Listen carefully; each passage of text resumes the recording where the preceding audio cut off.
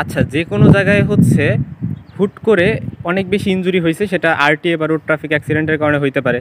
তো সেই ইনজুরির কারণে অনেক বেশি ব্যথা পাওয়া হয়েছে, এবং আমি বললাম হাতেই অনেক বেশি ব্যথা পাওয়া হয়ে গেছে, মনে হচ্ছে যে এই যে যে এলবো যে জয়েন্ট আছে, এলবো জয়েন্টটা মনে হলো ভেঙে গেল, এখান দিয়ে ব্লিডিংও ইভেন হচ্ছে। তো এটা কন্ট্রোল করার জন্য কি করতে হবে, শুরুতে যদি ব্লিডিং হয়, তাহলে যে কোনো জায়গায় ইনজুরিতে শুধু শুরুতে ব্লিডিং হইলে ওই জায়গাতে প্রেশার দিতে হবে। কী দিয়ে প্রেশার দেওয়া যাইতে পারে, যে যাই থাকুক, কোনো কাপড় চোপড়, গামছা হইতে পারে বা শরীরের পরা কাপড় হইতে পারে, দিয়ে হচ্ছে ফার্স্টে একটু প্রেশার দিব।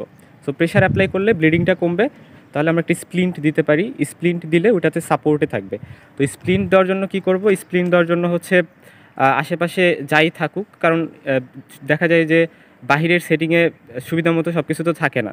সো যাই থাকুক, কোনো একটা লাঠি, কোনো একটা ডাল, সো সেগুলো দিয়ে ট্রাই করব হচ্ছে, যদি হাতে হয় হাতে, বা যে কোনো পায়ে হইলে পায়ে, সো ওই জায়গাটাতে স্প্লিন্ট দিয়ে বেঁধে দিতে, যাতে করে ওই জায়গাটার মুভমেন্ট বেশি না হয়। কারণ পেশেন্টকে হসপিটালে নিতে হলে একটা নোটেবল টাইম লাগবে। সো ওই টাইমে যেন পেশেন্টের ওই জায়গায় আর কোনো ড্যামেজ না হয়।